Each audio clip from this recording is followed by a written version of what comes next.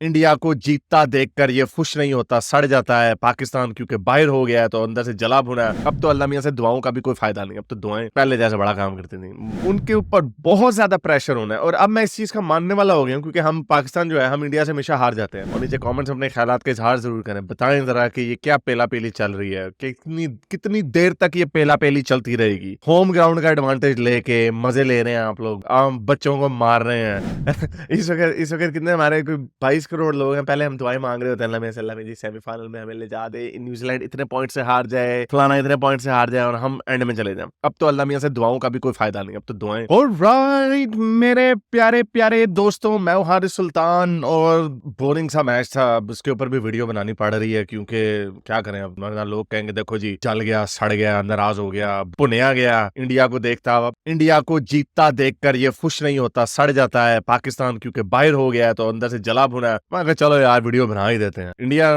ने नेदरलैंड को इतने बुरे तरीके से पेला है कि अब इसके लिए पेलने का जो वर्ड है ना, वो भी अब काफी नहीं है। तो इसके ऊपर बात करते हैं, लेकिन आगे जाने से पहले इस वीडियो को ज्यादा से ज्यादा लाइक करें, शेयर करें, सब्सक्राइब करें। अगर इस चैनल को सपोर्ट करना चाहते हैं तो patreon.com/हारिस सुल्तान पे जाकर पेट्रन भी बन सकते हैं। और नीचे कॉमेंट्स अपने ख्यालात के इजहार जरूर करें, बताएं जरा कि ये क्या पेला पेली चल रही है, कितनी कितनी देर तक ये पेला पेली चलती रहेगी। होम ग्राउंड का एडवांटेज लेके मजे ले रहे हैं आप लोग, आम बच्चों को मार रहे हैं। ऐसे है जैसे कोई एक हाथी आके नीचे चूहे को मसल दे और कहे जी हा देखो मैंने उसको पेल दिया। ऐसा काम लग रहा है। चलते हैं इसके ऊपर बात करते हैं। तो चलें चलते हैं आज की वीडियो की तरफ। 400 रन ठोक दिए, 410 बल्कि वो था हाईएस्ट। हाँ मेरा ख्याल हाईएस्ट था पूरे टूर्नामेंट का। और इतने बुरे तरीके से पेला। वैसे मैं चूंकि 90s में पला बड़ा हूं ना, तो हम देखते होते थे 300 रन बहुत बड़ा स्कोर होता था। ठीक है, एक बंदा अगर सेंचुरी या 110-20 बनाता था ना और बाकी सारे उसके इर्द गिर्द खेलते थे तो 300 रन हो जाता था। हम कहते थे वाह वाह, अब ये कौन चेस करेगा। तो फिर उसके बाद एक जमाना आया कि चंद स्कोर ऐसे होते थे जो 350 360 तक चले जाते थे। और उनमें ये होता था कि एक बंदा आता था जो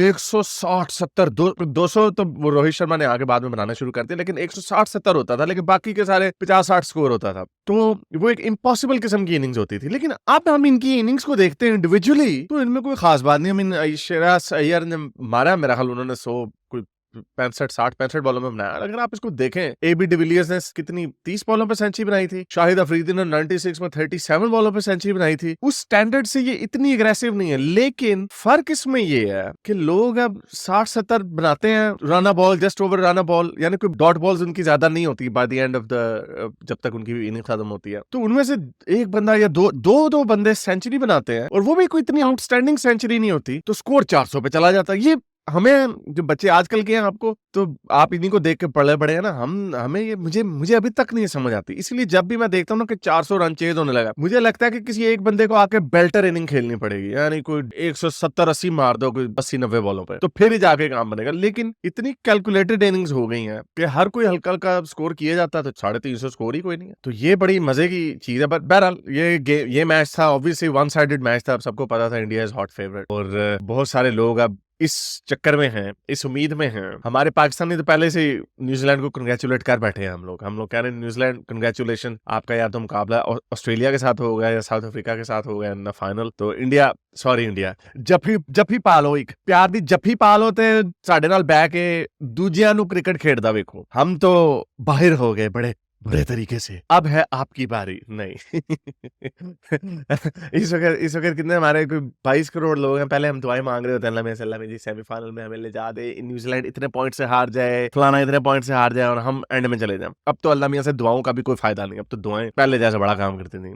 मौलवी रिजवान ने भी आखिरी दफा माथा टेक लिया, फिर भी उसे कुछ नहीं मिला। तो अब दुआएं होनी है कि या अल्लाह इंडिया को पिला दे, यानी पिलवा दे न्यूजीलैंड से। So anyway, all jokes aside, I think obviously it goes without saying कि हॉट फेवरेट इंडिया ही होगी, लेकिन न्यूजीलैंड बड़ा अच्छा खेल रहा है। हारा है ऑस्ट्रेलिया से अनलकीली, पाकिस्तान से हारा अनलकी, अच्छा खेल के हारे, इंडिया से हारे, और लेकिन साउथ अफ्रीका से कन्विंसिंगली हारे। अब ये वो प्रॉब्लम है जिस पे मुझे नहीं लग रहा कि न्यूजीलैंड इंडिया को बीट कर सकेगा। अगर मुझे लगता है कि कोई टीम इंडिया को बीट करने के काबिल है, जिनके अंदर जिगरा, टैलेंट सारों में है लेकिन जिगरा है जिनके अंदर, जिनके पास एक्सपीरियंस है, जिनके अंदर वो एग्रेशन है, वो एक ही टीम है, वो ऑस्ट्रेलिया। मैं ये नहीं कह रहा कि Australia even on paper India से बेहतर है। इस वक्त चारों टीमों में से जो सबसे बेहतर टीम है on paper, attitude wise, everything, वो है ऑब्वियसली इंडिया। लेकिन क्वेश्चन ये है कि क्या कोई इंडिया को हरा सकता है? तो अगर इंडिया को कोई हरा सकता है, I think that would be Australia. Australia और साउथ अफ्रीका का मैच है। साउथ अफ्रीका की हिस्ट्री है चोक करने की, और आई एम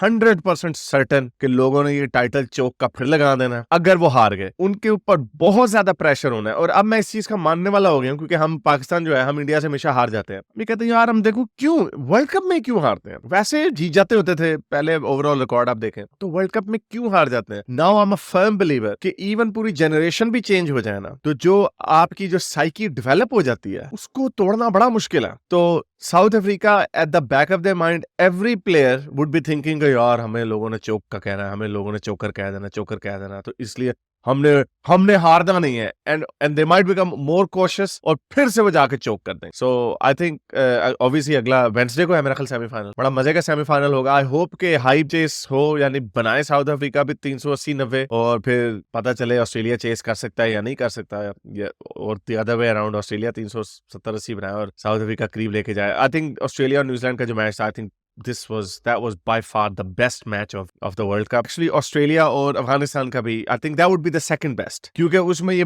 पीछे से अंडरडॉग बन गया ऑस्ट्रेलिया, और वहां से जो उसने रियर गार्ड अटैक जो किया उसकी वजह से वो मैच थोड़ा मजे का था। लेकिन ओवरऑल अगर आप देखेंगे तो वो ऑस्ट्रेलिया और न्यूजीलैंड का मैच था। कुछ इनिंग्स हैं साउथ अफ्रीका की बड़ी अच्छी, 400 वाली, 390, और एक दफा 401 किया उन्होंने।